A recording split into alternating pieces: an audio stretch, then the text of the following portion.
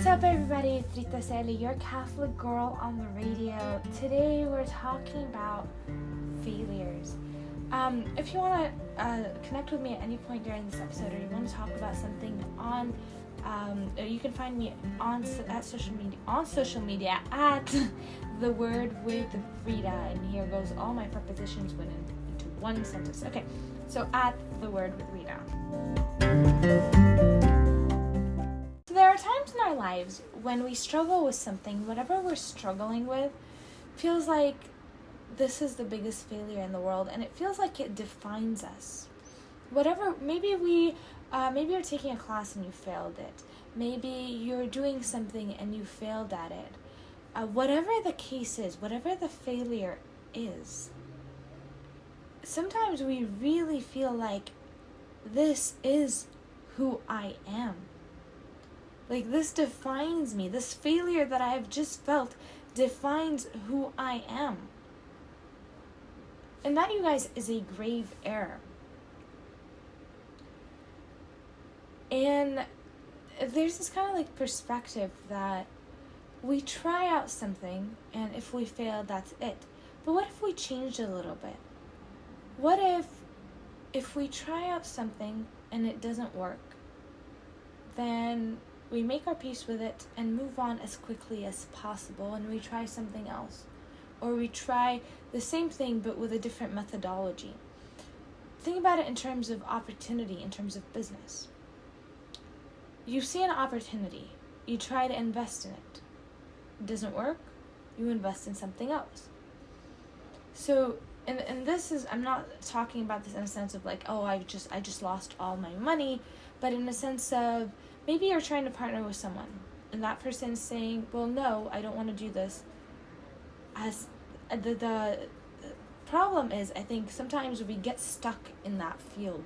We get stuck and hung up over the fact that this person said no to me, instead of moving on. When we start looking at ourselves, and I think this happens often, especially in relationships, but we look at ourselves and we say, what's wrong with me? Why doesn't that person like me? Why doesn't that person want to work with me? Why didn't that company hire me?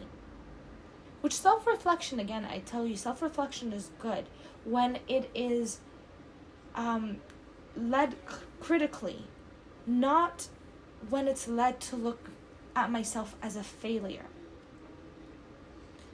So the issue becomes when we're asking these questions that, why doesn't that person like me? Because I'm bad, because I'm whatever, because I'm not tall enough, because I'm not pretty enough. This is just me putting myself down. Whereas, why didn't that person like me? Oh, well, maybe I did, I said something I shouldn't have said. Maybe I did something I shouldn't have done, right?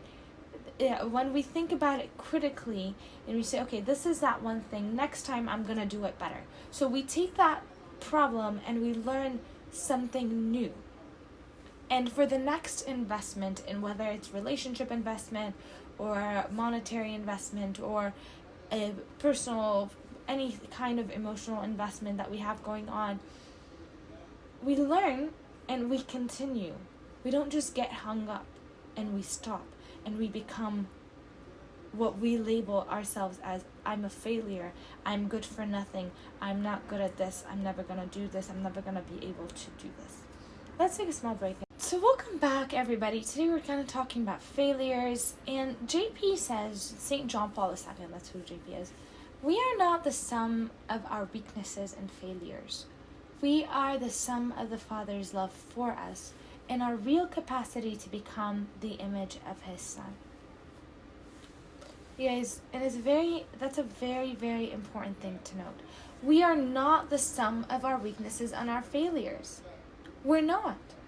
Yes, we fail. Absolutely. Every single one of us has failed. Every single one of us will fail in the future. But what do you do after that failure? Does it become your identity? Or are you now capable of changing it? Are you now capable of going forward and saying, this doesn't label me. This is something I learned from. So JP goes on to say, we are the sum of the Father's love for us. and our real capacity to become the image of His Son. We are the Father's love for us. That's who we are. His mercy is so endless. That's what He tells St. Faustina. God's mercy is so endless that there's no limit. Our weaknesses and our failures, when put at the mercy of Christ, when put at the mercy of God, it changes us. And we become better. We become an image of His Son, and His Son is absolutely amazing.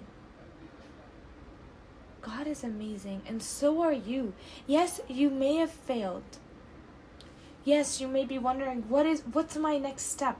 I haven't done anything right in my life, and that's a good reflection.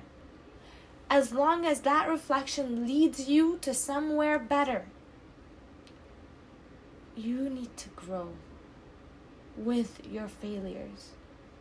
Kind of use the failures as a fertilizer, you guys. I failed. Whatever I tried to plant, it withered. I'm going to use that as a fertilizer now so that I can grow even more. That is what happens with us and with God. God transforms us. God takes our failures and our weaknesses and He says, I can use that. Don't be hung up on this. I can use it to make you a better person, a better version of yourself. And by becoming a better version of yourself, you get to impact everyone around you. You know, Saint Sherbet failed so many times. Maybe not the failures that we see, that are grave failures that the world says, you failed at this. But undoubtedly, he failed at certain aspects of his, during his journey, during his earthly journey, he failed. But God's grace and him working with God's grace is what led him to become a saint, and such an esteemed saint he is. More than 20,000 miracles have been attributed to him since his tomb first lit up. There we have, God is able to do something that we can't do. When we give him our failures, he gives us greatness. And that's how we become not the sum of our weaknesses and our failures, but rather the sum of the Father's love for us and our real capacity to become the image of his Son. This is who I am, and this is who you are. We are the Father's love for us, and we are the image of his Son so long as we walk with him, and we love with him, and we love like he does. Let's take a small break and then come back. Alright, so welcome back, everybody. I think we've all heard the nursery rhyme, rain, rain, go away, come again another day. No one wants the rain when it comes. Rain hinders our lives, it restricts us from being indoors, it disrupts our transportation. But really, the truth is, without the rain, our fields wouldn't be green. Our trees wouldn't be fruitful. My life and your life is filled with rainy seasons. Many were the times where I wanted to sum up my life with one phrase, and that is, I'm a failure. And I know it's happened to you too. And at times that phrase replayed in my head like a catchy tune with terrible lyrics that you know you shouldn't be listening to, right? You know those times where you're listening to a song and it's playing over and over and over and over again in your head, and the lyrics are completely inappropriate? Well, that sentence played in my head like that. And I'm sure it has in your life as well. But I listened, and that's an issue. And sometimes you listen too, and that's an issue. But really, you guys, these failures weren't really so. They weren't just end of everything. Imagine like writing a script or writing a story or writing a paragraph. you end a sentence with a period. Otherwise, it becomes a run-on sentence. And when that sentence ends, another one begins. So these I'm a failure, these failures that happened in my life weren't to define me, but to end a sentence so that another sentence can begin. And they were really periods where the good Lord rained his grace upon me.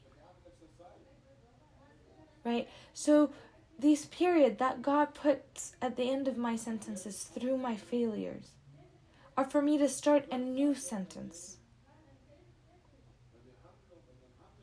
And it's a play on words, you guys, but that period is also the period where the Lord rains his graces upon us. These failures restricted, or that rain that God gives, restricted my transportation, like rain does. But trusting in the Lord, they were the cause of later success. That period that God put at the end of that sentence, or that period that God put where there's a rainy season and I can't get out of myself, was a time I needed to grow. I needed that time to be fruitful in the next season. And if you are passing through rough times today, know that God is in control, you guys. Do you know that you can and will do everything with Christ?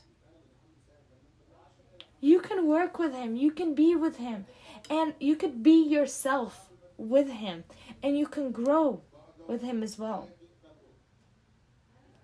And these moments of failures, even though they are packaged in a way that looks terrible, they may contain hidden graces.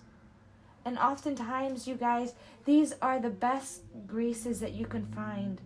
And these are the best graces because graces like these come in disguise and they make our life so much better.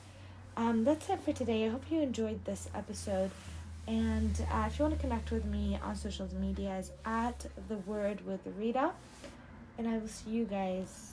I will be with you guys next week. By the way, social media would be Instagram, Twitter, and Facebook.